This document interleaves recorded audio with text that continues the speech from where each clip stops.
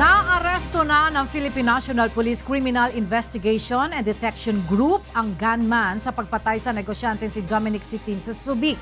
Ayon sa CIDG, inamin ng gunman na ang nakababatang kapatid ng biktima ang nag-utos sa kanila na patayin si Dominic Sitin sa halagang 1,000,000 piso.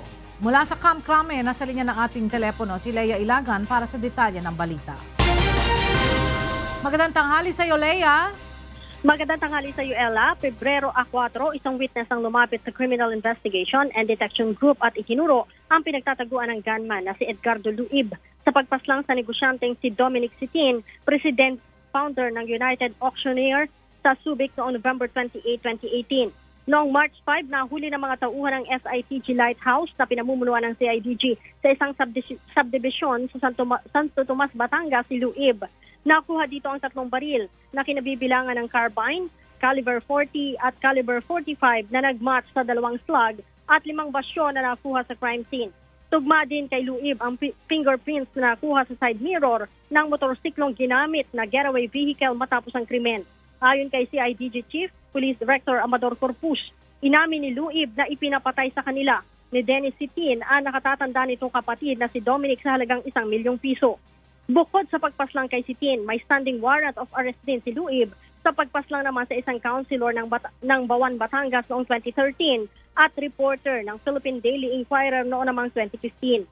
Hinahanap pa rin aniya ng mga otoridad si Ryan Remetilla alias Oliver Fuentes na siyang may koneksyon kay Dennis Sitin at ang isang John Doe na nagsilbing spotter ni Luib sa pagpatay kay Dominic. Kinumpirma rin ni Pro 3 Director, Police Chief Superintendent Joel Coronel na away ng magkapatid sa kanilang negosyo ang motibo sa krimen. Matatanda noong November 28, pasado alas 7 ng gabi, nang lapitan ni Luib si Dominic Sitin at barilin sa ulo sa labas ng Lighthouse Marina Hotel sa Subic. Dead on the spot si Sitin habang sugatan naman ang bodyguard nito na si Efren Espartero.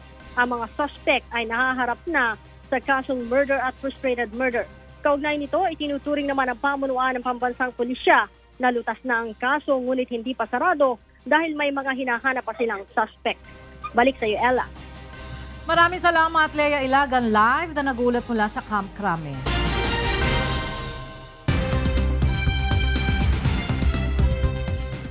For a third successive week, tens of thousands of people took to the streets of the capital and cities across Algeria to protest the 5th term for the country's gravely ill president as new cracks opened in the long-standing authoritarian regime. Kat Dumaraos has this story. Hundreds of protesters took to the streets of Algerian capital on Sunday, opposing a 5th presidential term for their 80-year-old president Abdelaziz Bouteflika. As he faces mass protests that pose the biggest threat to his 20-year-old rule, Bouteflika is expected to return to Algeria on Sunday after 2 weeks in a Swiss hospital. The ailing president has rarely been seen in public since suffering a stroke in 2013. Algerians, desperate for jobs and angry at unemployment, corruption, and an elderly elite, shows no sign of backing down despite Bouteflika's offer to limit his term after the election. We have taken to the streets today to protest a 5th presidential term. We are against a 5th term. This is enough. Tens of thousands of people of all social classes have protested over the past 3 weeks over his decision to stand in April's election. Kat Dumaraos, UNTV News and Rescue. A 116-year-old Japanese woman who loves playing the board game Othello has been named the world's oldest living person by the Guinness World Record. Pauline Ompico reports. 116-year-old Japanese Kane Tanaka, recognized as the oldest person by the Guinness World Records on Saturday, March 9, finally achieved the dream she had since she was 100. In a ceremony joined by families and local officials, Tanaka, who lives in a nursing home in Fukuoka City in southern Japan, received the Guinness World Record certificates for both the world's oldest living person and the world's oldest living woman.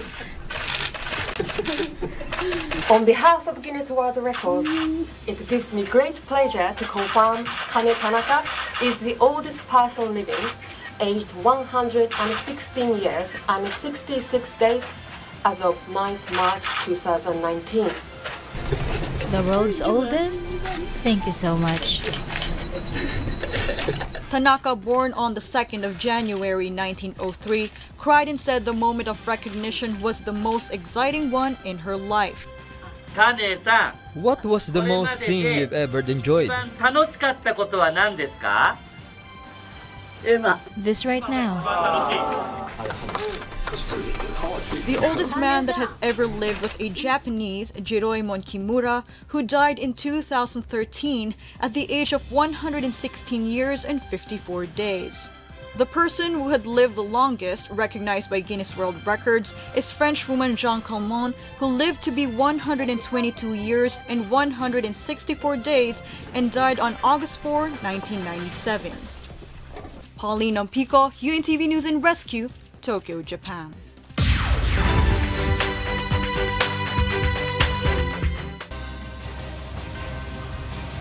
Maayong udto, narito mga balitang ating tinutukan sa iba't ibang panig ng bansa. Dapat umanong gawing prioridad ng mga kandidato ngayong halalan ang solusyon sa iba't ibang problema sa trapiko sa Butuan City ayon sa ilang commuters. Mula sa Butuan City, may report si Raymond Octubre, live. Maayong udto, Raymond. Maayong udto, kakulangon sa traffic lights, makadisturbo nga mga road construction o kawadon sa disiplina sa pipila ka motorista. Pipila lamang kini sa mga naaguman nga problema karon sa trapiko sa dakbayan sa Butuan. Diyan sumala sa pipila ka commuters, dapat kunong hatagan ng pagtagad sa mga kandidato karong eleksyon ang paghatag og kasulbaran sa mga suliran sa trapiko. Traffic law lang daan, ang kanya sa driver magid na. So murag medyo sektohon po na siya gamay po niya kung public transport lang daan. Kanang dapat na sa lugar na ila. Kana yung mga traffic police, kinahanglan gud sila nga magbantay gud sa ilang trabaho. Nga naman. Oh, kay usahay man gud. Wala pa pag traffic. Sumala sa Butuan City Land Transportation Traffic Management Office, walay laing solusyon sa mulo sa mga mananakay kundi ang pagpatuman sa traffic ordinances. Janice aminado ang hepe sa maong opisina nga bisag gina-implementar sa dakbayan ang maong mga ordinansa, dili gihapon makatuman niini ang tanang motorista. Matod pa ni Police Major Roland Orculio, usa ka hinungdan sa congestion problem sa traffic sa dakbayan sa Butuan, kansang ang dili tukmang paggamit sa pipila ka public utility vehicle drivers sa loading o unloading area. Kanunay tag seminar, gahigya po ko man ang masampulan gyud sila og hatag og violation. Like sa tong giingon nimo nga wa sila natunong sa katong loading area. Yellow lane, dapat yellow dito sila sa yellow lane mo load. Mo nay atong ginaawhag kasagari magud tungod sa ilog-ilog sa pasayro. Ang ato lang nakita is kung walay police or walay traffic enforcer mag-violate. Sa kasamtangan, kulang pa kuno ang traffic enforcer sa LTTMO nga nasa 60 lamang ang nasa field. Janice nag-request na sa lokal nga panggamahanan ang LTTMO o 15 kadugang traffic enforcers aron labi pang mabantayan ang pagpatuman sa balaod trapiko. Sa kadaghan ang sakyanan des palibot di gid ma-cut up sa atong traffic enforcer. Yes, sir. Daghan labi na nga bantayan lang atong traffic enforcer. Kabalo na sila nga bawal pero pag walay traffic enforcer mo violate. Jenny, sa pagkakaroon, nagbahad no ang LTTMO sa mga tricycle drivers nga mamili og pasahero. Kinikalabot sa mga nakaabot nga report sa ilang opisina gikan sa mga commuters. Og mo kanang latest, balik sa imo, Janice. Daghang salamat, Raymond Octubre, live mula sa Butuan City. Sa iba pang balita, bukas na ang bagong gawang isolation ward sa pinakamalaking public hospital sa Bulacan para sa mga pasyente na may tigdas. Narito ang ulat ni Nestor Torres. Siksikan sa mga kwarto sa ospital, magka-share sa hospital bed. Ilan lamang ito sa sitwasyon ng mga pasyente sa Bulacan Medical Center sa Malolos, Bulacan. Nang dumagsa ang mga pasyente na may sakit na tigdas. Kaya naman, agad na nagpagawa ang ospital ng bagong measles isolation ward na binuksan noong Biyernes. Mas maginhawa ang mga pasyente rito dahil aircon at may 20 bed capacity. Mayroon din itong nakaredy na mga aparato para sa mga pasyente, gaya ng oxygen tank at nebulizer para sa mga pasyente na hirap na huminga. Mula noong Biyernes, umabot na sa 20 ang pasyente na dinala sa isolation ward. Kabilang dito ang 36 anyos na si Mary Jane Laksa at 30 anak na nahawaan niya sa kanya. Hindi mo naman maiiwasan yun. Maiiwasan mo ba yung hangin? Makikita mo ba na lalapit yun sa anak mo, di ba? Kahit naman sinong magulang, ayaw magkaroon ng ganyan yung anak. Ayun nga po, aparato. Kasi hindi siya pwedeng wala niyan kasi hindi niya po kayang humingang ng sarili niya. Pero unti-unti na po niyang binababaan yan hanggang sa makaya niya na wala na yung tubo. Hindi naman inakala ni Aling Gorgonya na magkakaroon pa ng tigdas ang 37 anyos niyang anak na si Jimmy Boy Bernabe na kasama sa isolation room. Hindi siya napabakunahan ng bata. Hindi kasi uso nun ng mga bako-bakuna eh. Hindi na rin natanda na kaya hindi inisip na magkakatigdas. Magpabakuna para hindi anuhan ng tigdas. Pinakahuling isinugod naman kagabi sa BMC ang 5 buwang sanggol mula sa bayan ng Bulacan, Bulacan. Tinubuan na ito ng iba't ibang butlig sa mukha at katawan at hirap na rin sa paghinga. Sipon po tapos nagka-rashes. Tinakbo ko na po ng ospital kasi natakot po ako. Tapos ang sabi nga po tigdas. Papabakunan ko po sana ng 6 months kaso huli na po. Kaya ayun, ahirap po. Sakali namang dumami ang mga pasyente, magdadagdag naman ng higaan ang BMC Hospital. Nestor Torres, UNTV News and Rescue, Bulacan.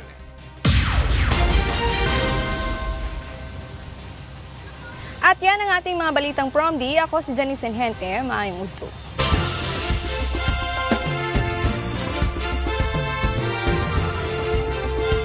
Pasok sa second week elimination ng ASAP Year 8 ang komposisyon ng isang first-timer at taga San Mateo Rizal na pinamagatang Ako'y Tinawag Mo. Narito ang report ni Rosalie Coz.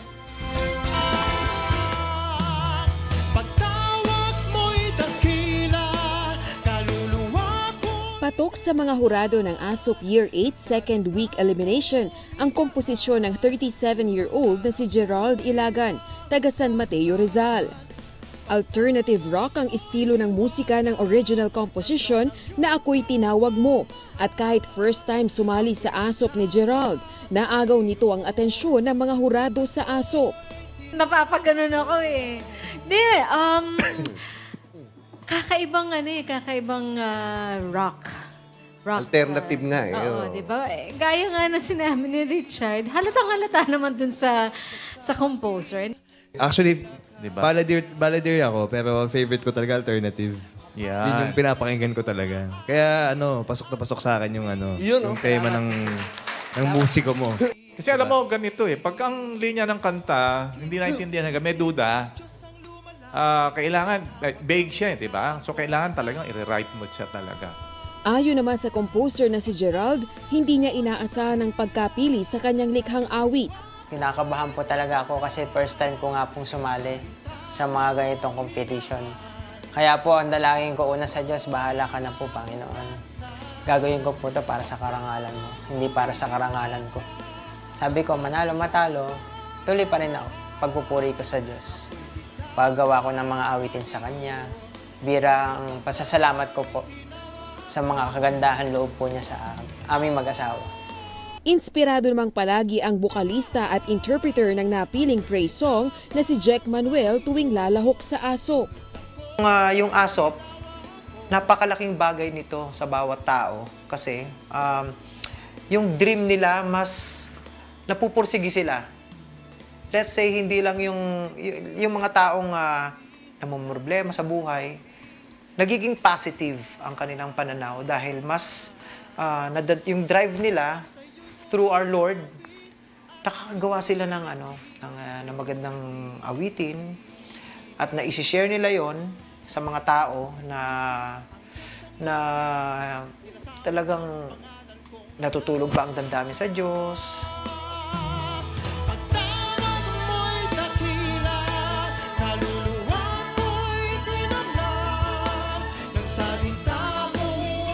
Rosa Licoz, UNTV News and Rescue, Philippines.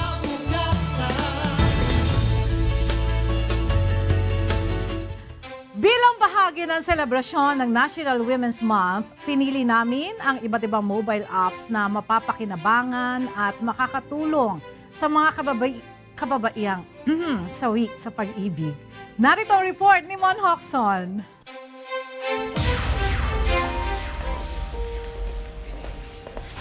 Edita, let me explain. Hindi ko kailangan ng paliwanag mo! Akala ko ba ako lang? Bakit mo pinagpalit na babae yun? Ang sakit-sakit naman ng ginagawa mo, pinasa sa natanging ako. Ang sakit-sakit kasi nungalingan kita. Pusong sugatan, iniwan, o pinaasa. Alinman sa mga ito ang nararamdaman mo, huwag kang mag-alala dahil mayroong mobile apps na tutulong sa'yo. Kalimutan na ang pakikipagsapalaran sa flames at pagsilip sa mga slam book. Dahil isang pindot lang sa iyong smartphone, downloaded na ang mga apps na ito. Para sa sugatan mong puso, hanapin na sa App Store ang Mend app. Isang mobile app para sa mga iniwan, pinaasa, sinaktan, niloko, pinaglaruan. Oo na, alam ko na. Hindi mo na kailangan isa-isahin pa. Okay. Sige, download mo na. Itinuturing na self-care app for heartbreak ang Mend app. Iga-guide ka ng app sa araw-araw na paglalakbay mo upang makapag-move on. Naglalaman ng app ng mga training activities na certified umano ng 2 milyong mga heartbroken na nakapag-move on na sa kanilang bagong relasyon. Ang app ay female-founded at nilikha para sa mga kababaihan. Para lubos na makamove on, i-download naman ang G's app. Makakakuha ka ng payo mula sa iba't ibang mga kababaihan. Hindi ka dapat mahiya na gamitin ang app dahil pwede kang anonymous upang mas maging open at makakuha ng payo na gusto mo. Alamin kung ano ang ibig sabihin ng mga tanong gaya ng should I go out with him? What does his text mean? Should we break up? At iba pa. Ay, sarap ng feeling na nakang-move on. What's next? Wait lang. Kung nakamove on ka na at handa na muling pumasok sa isang relasyon, pwedeng i-download ang MindSail app, isang mobile application upang ihanda ka sa pakikipagrelasyon. Makakakuha ka ng dating tips, dating advice, matchmakers at dating consultants. Karamihan ng kailangan mo upang feeling ready at confident na sumabak sa magulong mundo ng pag-ibig ay nasa MindSail app. Ay, mali pala yung masyadong silosa. Mali rin yung masyadong assuming. Kung matagpuan naman ang sinisintang irog, isang messaging app naman na eksklusibo para sa nagmamahala ng pwede mong i-download. Ang Couple app ay isang little social network para sa iyo at sa iyong sinisinta. Mag-send ng photos, message at gumawa ng plano. Mayroon ding thumb kiss option para sa sweet na message mo sa kanya. Ang sweet talaga nito! Nakakainis ka! Hello!